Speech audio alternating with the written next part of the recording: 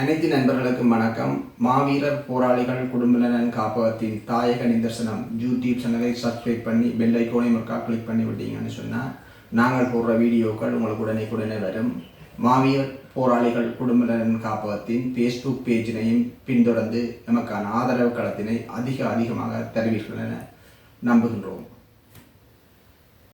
அனைத்து நண்பர்களுக்கும் வணக்கம். இப்போது ஊழல் ஒழிப்பு அணி வன்னி என்ற அந்த முகநூல் மிகவும் பிரபலியமாக பலராலும் பேசப்படுகின்ற ஒரு முகநூலாக இருக்கின்றது. இந்த முகநூல் பல உண்மை சம்பவங்களை தன்னகத்தை கொண்டிருந்தாலும் சில பொறுப்பற்ற தன்மைகளும் இந்த ஊழல் ஒழிப்பு அணி வன்னி என்ற அந்த முகநூலில் இருப்பதாக நாங்கள் உணர்கின்றோம். பொதுவாக இந்த ஊழல் என்ற விடயத்தை இரண்டு தரப்பினர் முன்னெடுத்து வந்தார்கள். குறிப்பாக ஒன்று ஜேவிபி அவர்களுடைய தேர்தல் கால கோஷமே ஊழல் எதிர்ப்பு, ஊழல் ஒழிப்பு தான்றது. அதே மாதிரி உங்களுக்கு தெரியும், ஒரு சுயேட்சை வேட்பாளராக போட்டியிட்ட டாக்டர் அர்ஜுனா அவர்கள், அவரும் ஊழல் என்ற அந்த விஷயத்தை மையப்படுத்தித்தான் அவர் பிரபலியம் அடைஞ்சு கடைசியில் இப்போ பாராளுமன்ற உறுப்பினரானதும் நாங்கள் கவனத்தில் கொள்ள வேண்டியது. ஆகவே இந்த இரண்டு பேருடைய விடயங்களுமே ஊழல் ஒழிப்பு என்றது தான். ஆகவே இவர்களுக்கு இடையில் இருக்கிற ஒற்றுமைகள் என்ன என்பதை பற்றியும் நாங்கள் பார்க்க வேண்டியிருக்கிறது. இப்போது அந்த முகநூலில் பகிரப்படுற விடயங்கள் பலது உண்மையாக இருந்தாலும் அதில் சம்பந்தப்பட்ட நபர்களும் சில மோசமான செயற்பாடுகளுடைய நபர்களாகவும் இருக்கிறார்கள்.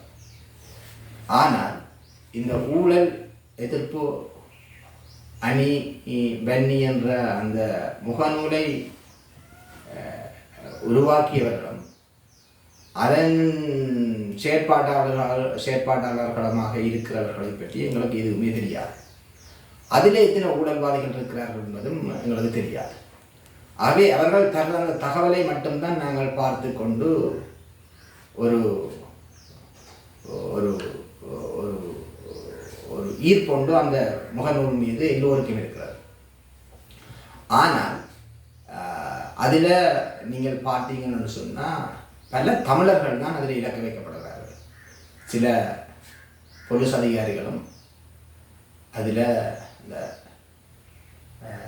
கஜுகுலம்ஸ் போடுற மாதிரி பலகாரங்களுக்கு அப்பப்போ ஒன்று ரெண்டு வந்து போவதை ஒழிய அதில்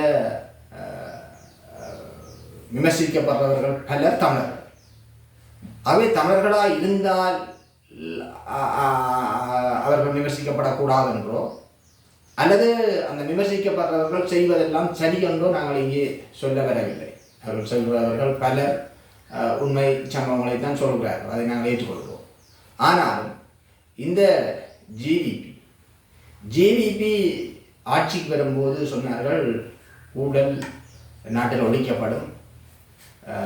குறிப்பாக ராஜபக்ச குடும்பம், கடந்த ஆட்சியாளர்கள், முன்னைய ஆட்சியாளர்கள் பலர் ஊழல்வாதிகளாக இருப்பது, அவர்கள் மீது எல்லாம் சட்ட நடவடிக்கை எடுக்கப்படும். ஆனால் அவர்கள் ஆட்சிக்கு வந்த பின்பு அந்த விடயங்கள் எதுவுமே நடக்கவில்லை. அப்போது சொன்னார்கள், அந்த ஜனாதிபதி தேர்தல் முடிந்து பொது தேர்தல் வர்ற அந்த கால இடைவெளிக்குள் நாங்கள் எல்லாத்தையும் தகவலை திரட்டி கொண்டிருக்கின்றோம். அவை நாங்கள் கைது செய்ய துவங்கினால் நீங்கள் யாரும் அழக்கூடாது என்ற மாதிரியான கருத்துக்களை விதைத்து அவர்கள் பொது தேர்தலையும் மிக பலமான வெற்றியை அடைந்தார். ஆனால் இன்றைக்கு பொது தேர்தல் நடந்து 11, 12, இப்போது கிட்டத்தட்ட 3 மாதங்கள் நிறைவு பெற்று 4வது மாதம் தொடர்கிறது. ஆனால் இன்று வரையும் எந்த ஊழல்வாதியும் கைது செய்யப்படவில்லை. இவர்களால் அவ்வாறு கைது செய்யவும் முடியாது. இப்போ சாதாரணமாக கடந்த ஆட்சியாளர்கள் ராஜபக்ச குடும்பத்தில் இவர் கை வைக்கிறன்றது அது தனிப்பட்ட ஒரு இலங்கை ஜனாதிபதியாக இல்லை இலங்கை ஆட்சியாளர்களாக இருந்து இவர்கள் எடுக்கிற முடிவுகளுக்கு அப்பால் வெளிநாட்டு அழுத்தங்களும் அதில் செல்வாக்கு செலுத்து. இவர்கள் எடுத்த மாதிரி அவர்களில் கை வைக்கிறதுக்கு இவர்கள் என்னதான் அதிகாரம் படைத்தவர்களாக நாட்டில் இருந்தாலும் இவர்களால் முடியாது. வரும்போது சொன்னார்கள், நாங்கள் வந்தால் இந்த பார் லைசன்ஸ் யார் பேரில் இருக்குது, அதுக்கு யார் சிபாரிசு கொடுத்தார்கள் என்பதை வெளிப்படுத்துவோம். ஆனால் இன்று வரை அது சாத்தியப்படவில்லை, அவர்கள் அதை செய்யவில்லை. ஆகவே அங்கே இருந்து தான் ஜேவிபின்ற ஊழலை நாங்கள் பார்க்கணும். இதுவும் ஒரு ஊழல் தான். அது ஆக நேரடியாக மோசடி செய்தாலோ அல்லது ஊழல் செய்தாலோ தான் ஊழல் என்றதல்ல, இதுவும் ஒரு நாட்டுக்கு ஒவ்வாத ஒரு ஊழல் தான். இவர்கள் சொல்லி கொண்டு வந்தது என்னத்தை சொல்லி மக்கள்கிட்ட வாக்கு பெற்றார்களோ அதை செய்யாமல் விடுவதும் ஒரு ஊழலும் முறைகேடுகளும் தான். ஆகவே இன்றைக்கு நினைச்சா அந்த பார் லைசன்ஸையும் அந்த பார் லைசன்ஸ் ஆராய்ச்சி சிபாரிசில் கொடுக்கப்பட்டது என்பதையும் ஒரு நாட்டின் சர்வ வல்லமை பெருந்திய ஒரு ஜனாதிபதியாலும் அவருடைய அரசாங்கத்தாலும் வெளியிடப்பட முடியாது என்பது அல்ல. நிச்சயமாக அது அவர்களால் மிக இலகுவாக அதற்கான விவரங்களை எளிதாக வெளியிட முடியும். ஆனால் இன்று வரை அவர்கள் செய்யவில்லை. அதற்கு சாட்டு போக சொல்லிக்கொண்டு காலத்தை இழுத்தடிக்கிறார்கள். உங்களுக்கு தெரியும், மத நல்லிணக்கம் என்றதை கொண்ட எல்லா இனங்களும் சமத்துவம், எல்லா மதங்களும் சமத்துவம் என்றதை சொன்னார்கள். ஜனாதிபதி தேர்தல் முடிய பாராளுமன்றம் கலைக்கப்பட்டதும் காபந்து அரசாங்கத்தில் மத விவகார அமைச்சு என்றதுதான் அங்கே ஒரு அமைச்சாக வரையறுக்கப்பட்டு அனைத்து மதங்களையும் சமத்துவப்படுத்தி கொண்டு வந்தார்கள். அதன் மூலம் பாராளுமன்ற தேர்தலில் வெற்றி பெற்றார்கள். ஆனால் பாராளுமன்ற தேர்தலில் வெற்றி பெற்றதும் புத்த சாசன அமைச்சு மற்றும் மத விவகாரங்களுக்கான அமைச்சு என்று சொல்லி அதனை புத்த சாசன அமைச்சுக்கு பௌத்தத்துக்கு முன்னுரிமை கொடுத்து ஏனைய 2ஆம் நிலைக்கு கொண்டு போய்விட்டார். ஆகவே இவர்கள் சொல்வதொன்றும் செய்வது இன்னொன்றுமாகத்தான் இருக்கிறார்கள் ஒழிய இவர்கள் நினைக்கிற மாதிரி ஊழலை ஒழிப்பதற்கு இவர்கள் ஒரு ஆயுதமாக தாங்கள் ஆட்சியை கைப்பற்றுவதற்கும் அந்த ஆட்சியை முன்னெடுப்பதற்குமான ஒரு ஆயுதமாக இந்த ஊழல் ஒழிப்புன்றதை கை ஆள்கிறார்கள் ஒழிய இதய சுத்தியோடு அதற்கான செயல்பாடுகளை முன்னெடுக்கவில்லை என்பது எங்களுடைய அவதானிப்பாக இருக்கிறது. எனவே இந்த ஊழல் ஒழிப்பு வன்னி என்ற அந்த விடயங்களில் பல விடயங்கள் உண்மையாக இருந்தாலும் சில விஷயங்கள் அவர்கள் இந்த அந்த முகநூல் வாயிலாக யாராவது தொடர்பு கொண்டால் உறுதிப்படுத்த விவரங்களை அனுப்புங்கள் என்று கேட்கிறார்களாம். ஆனால் இப்போது நான் எனக்கு பிடிக்காத ஒரு நபரை பற்றி தகவலை கொடுப்பதென்ற பாங்கோடு நான் அவரை பற்றி பொய்யான தரவுகளையும் எழுதி அனுப்பலாம். அதை அவர்கள் அப்படியே வெளியிடலாம். சில நபர்களின் தவறான விடயங்களை விமர்சிக்கின்ற போது பல பெண்களின் அந்த விடயங்களை முனைத்து அந்த முகத்தை ஓரளவுக்கு தெளிவற்றதாக்கி போட்டு வெளியிடப்படுகிறது. ஆனால் அந்த முகம் ஒரு தெளிவற்ற நிலையில் பார்க்க முடியாத அளவுக்கு ஓரளவுக்கு அதை தெளிவற்றதாக்கி போட்டு வெளியிட்டாலும் கூட அவரின் உடல் கட்டமைப்பை வச்சுக்கொண்டு ஓரளவுக்கு இது யார் என்ற ஓரளவுக்கு ஊகிக்கக்கூடிய அளவுக்கு இருக்கும். அப்போது அங்கு பல குடும்ப பிரச்சனைகள் வர்றதுக்கு கூட இவ்வாறான முறைமைகள் பிழையாக அந்த குடும்ப குலைவுகளை ஏற்படுத்துகிற நிலைமைக்கு கூட இந்த முகநூல் தரவுகள் அமைந்துவிடும். எனவே இந்த விடயங்களில் இந்த ஊழல் ஒழிப்பு வன்னி என்ற அந்த முகநூலை நடத்துபவர்கள் கவனத்தில் கொள்ளவும் முடிந்தால் நீங்கள் இந்த சிறிய குஞ்சு மீன்களின் ஊழல் என்றதை வெளியிடுவதை குறைத்து நீங்கள் ஆட்சியாளர்களாக இருந்தவர்கள் என்ற அந்த விடயங்களை வெளிக்கொண்டு வந்து அதற்கு எதிரான நடவடிக்கை எடுப்பீர்களாக இருந்தால் அது வரவேற்கப்படக்கூடியது. ஆனால் அதை விட்டுவிட்டு பெரிய முதலைகளை விட்டுவிட்டு நீங்கள் சிறிய பிரச்சனையில் உள்ளவர்களை மட்டும் முதன்மைப்படுத்தி செயல்படுவது என்பது ஒரு வகையில் பார்த்தால் தமிழ் தேசியத்தை சீர்குலைக்கின்ற நடவடிக்கையா இது என்று கூட எண்ண தோன்றுகின்றது. ஏனென்றால் கடந்த ஒரு சில பதிவுகளுக்கு முன்னர் உங்களுடைய பதிவில் உங்களுடைய புலனாய்வாளர்கள் என்ன மாகாண சபை தேர்தலில் ஜேவிபியினரும் அதாவது தேசிய மக்கள் சக்தியும் அர்ச்சுனாவும் தான் முதலமைச்சராக வருவதற்கான வாய்ப்புகள் இருக்குது என்ற ஒரு தகவலை வெளியிட்டிருந்தீர்கள். ஆகவே அவ்வாறான முறையில் நீங்கள் கருத்தை வெளியிடு என்பது நீங்கள் எந்த பின்புலத்தில் இந்த தகவலை வெளியிட்டிருக்கிறீர்கள் என்பதும் நீங்கள் என்ன மனநிலையில் அந்த பதிவை செய்திருக்கிறீர்கள் என்பதும் எங்களுக்கு வெளிப்படையாக தெரியக்கூடிய ஒன்று. ஆகவே நீங்கள் தமிழ் தேசியத்தை சீர்குலைக்கின்ற ஒரு முறையில்தான் இந்த பதிவுகளை இடுகின்றீர்களா? அதற்காக அங்கங்கே சின்ன சின்ன பிரச்சனைகளாக இருக்கிற அந்த பிரச்சனைகளை தூக்கி அதை பூதாகரமாக காட்டி அந்த தமிழ் தேசியவாதிகளை காயப்படுத்தி மக்கள் செல்வாக்கற்றவர்களாக ஆக்குவதற்கான முயற்சியாகத்தான் நீங்கள் இதை செய்கிறீர்கள் என்று எங்களுக்கு ஒரு ஐயம் இருக்கிறது.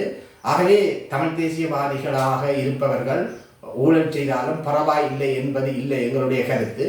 ஆனால் ஊழல் என்பது தமிழ் தேசியவாதிகளுக்குள் மட்டுப்படுத்தப்படவில்லை.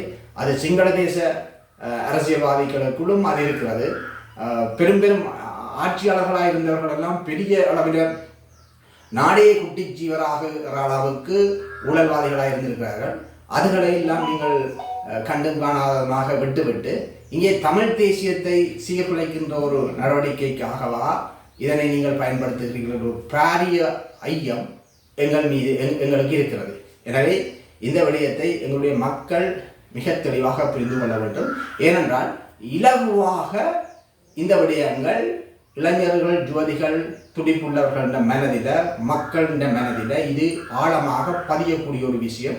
அவை எப்படி ஒரு வைத்தியராக இருந்த அர்ச்சுனா ஒரு ஆதார வைத்தியசாலையாக இருந்த சாவச்சேரி வைத்தியசாலையில் உள்ள பிரச்சனையை மணந்து பிடித்து அந்த பிரச்சனையை பெரிய ஒரு பூதாகரமாக கொண்டு வந்து இன்றைக்கு அவர் மக்கள் செல்வாக்கு பெற்று ஒரு பாராளுமன்றம் வரை இலகுவாக போகக்கூடிய ஒரு வழிவகையை ஏற்படுத்தி கொண்டாரோ, இதேபோல் இந்த ஊழல் ஒழிப்பு அணி வன்னி என்ற அந்த முகநூலுக்கால இலக்கு வைக்கப்படுறவர்கள் எல்லாம் இனி வருகின்ற தேர்தலில் மிக மோசமான பின்னடைவுகளை சந்தித்து தமிழ் தேசம் விரும்பாத சக்திகள் நல்லவர்களாக காட்டப்பட்டு அவர்களுக்கான வாக்கு வங்கிகளை அதிகரிக்கப்பட்டு அவர்கள் அரசியலில் செல்வாக்கு செலுத்தக்கூடிய நிலைமை வருவதற்கு வாய்ப்புகள் இருக்கிறது. எனவே எங்களுடைய அன்பான மக்களே, இந்த விடயத்தில் நீங்கள் தெளிவாக பிரித்தறிய பழகிக்கொள்ள வேண்டும். நாங்கள் மிகவும் தெளிவாக சொல்கின்றோம், தமிழ் தேசியவாதிகள் புனிதமானவர்கள் என்று நாங்கள் இங்கே சொல்ல வரவில்லை. இந்த முகநூறு கூடாக பகிரப்படுற சில செய்திகளில் பல உண்மைகள் இருக்கிறது, அதை நாங்கள் ஏற்றுக்கொள்கின்றோம். ஆனால் இதற்கு பின்னால் இருக்கிற அபாயத்தையும் நாங்கள் உணர்ந்து கொள்ள வேண்டும். நாங்கள் மிக மோசமாக கடந்த தேர்தலில் வடமாகாணத்தில் பாரிய பின்னடைவுகளை சந்தித்திருக்கிறோம். அதற்கு ஜேவிபி கட்சி எடுத்த அந்த ஊழல் என்ற அந்த விஷயமும் ஒரு முக்கியமான விஷயம். அதே நேரத்தில் எங்களுடைய அரசியல்வாதிகள் கடந்த காலங்களில் அவர்கள் இந்த தில்லு முள்ளுகள் நிறைந்த அரசியலும் ஒரு காரணம். ஆகவே என்னதான் இருந்தாலும் எங்களுடைய அரசியல்வாதிகளை நாங்கள் நிராகரித்து புதிய அரசியல்வாதிகளை கொண்டு வருவது ஒன்றும் தவறல்ல. ஆனால் நாங்கள் பெரும்பான்மை தேசியத்துக்குள் கரைந்து போவது எவ்வளவத்திற்கு எங்களுடைய தனித்துவத்தை பாதுகாப்பதற்கு உதவும் என்பதையும் நாங்கள் மிகவும் பொறுப்புள்ளவர்களாக ஆய்வு செய்ய கூடியவர்களாக இருக்க வேண்டும். உங்களுக்கு தெரியும், யாழ்ப்பாணத்தில் 3 எம்பிபி கட்சி உறுப்பினர்கள் தெரிவு செய்யப்பட்டார்கள். அவர்களால் இன்றைக்கு எங்களுக்கு கிடைக்கிறது என்ன என்றதை நாங்கள் கேள்வி கேட்க வேண்டும். ஏனென்றால் உங்களுக்கு தெரியும், இளங்குமரன் என்பவர் கிட்டத்தட்ட அவர் ஒரு என்ன மாதிரியான ஒரு ஆர்வக்கூடாக மிக்கவராகத்தான் தன்னை அவருடைய செயல்பாடுகள் இருக்குதே ஒழிய, அவருடைய செயல்பாடுகள் ஒரு இனத்தின் உரிமைக்காக போராடி கொண்டிருக்கின்ற அந்த இனத்திற்கு எந்த விதத்திலும் தேவையற்ற ஒன்றாகத்தான் இருக்கிறது. அவ்வாறே தான் நாங்கள் மற்ற பாராளுமன்ற உறுப்பினர்களையும் தேசிய மக்கள் சக்தியின் மற்ற பாராளுமன்ற உறுப்பினர்களையும் பார்க்க வேண்டியிருக்கிறது. எனவே இந்த விடயங்களில் நாங்கள் மிகவும் பொறுப்புணர்வு உள்ளவர்களாக சிந்திக்க வேண்டியவர்களாக இருக்கிறோம். எங்களுடைய அன்பார்ந்த மக்களை இந்த விடயத்தில் மிக தெளிவுள்ள சிந்தனை உள்ளவர்களாக நீங்கள் மாறி எதிர்வரும் தேர்தல்களை எதிர்கொள்ள வேண்டும் என்பது இங்கே மிகவும் முக்கியமாக அதிகவனத்திற்கு உட்படுத்த வேண்டிய ஒரு தவிர்க்கப்பட முடியாத சூழலில் தமிழ் தேசிய இனம் இருந்து கொண்டிருக்கிறது என்பதை இங்கே மிக முக்கியமாக கவனத்தில் கொண்டு வருகின்றோம். நன்றி. மக்களுடன் போராளிகள், மக்களுக்காக போராளிகள்.